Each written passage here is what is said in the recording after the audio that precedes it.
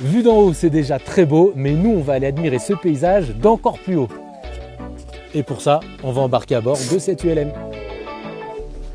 ULM, ça veut dire ultra léger motorisé. Ça pourrait s'appeler aussi un deltaplane à moteur. Et en aparté, c'est des machines françaises. Il faut savoir que les Français, ils font les meilleures ULM du monde.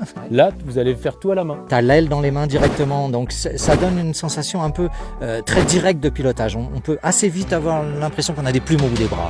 La machine, il faut qu'elle soit nickel, ça c'est ma façon de fonctionner. Puis j'imagine aussi ça rassure les passagers. Alors c'est très important, si le moteur tombe en panne, on n'est pas en danger. Il faut simplement que le pilote soit capable de le gérer.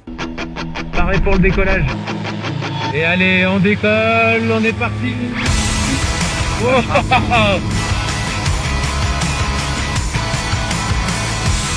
Dès le départ, c'est magnifique.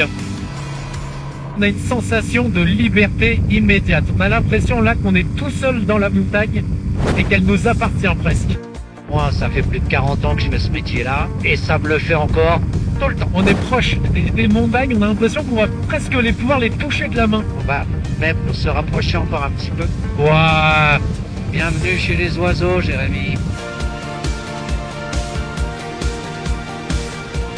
Et on peut voler combien de temps et jusqu'à quelle altitude? L'autonomie en biplace, c'est 5 heures. Ici, on évolue entre 1800 et 3000 mètres en moyenne.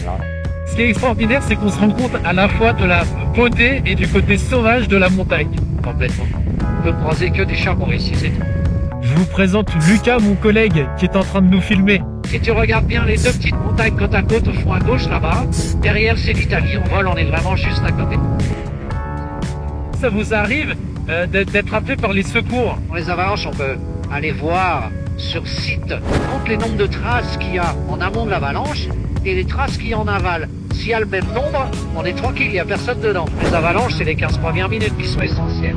Et avec l'ULM, dans 15 minutes, sur tout le domaine, on peut avoir posé le chien avec le maître chien. Ouais, c'est là où l'on va traiter. Waouh! On s'en rend pas compte, mais en fait, on frôle, hein? On est très près.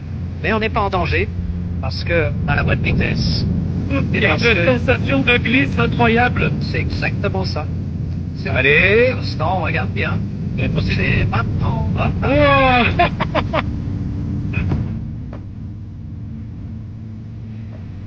Il y a la station, hein, Balmenier.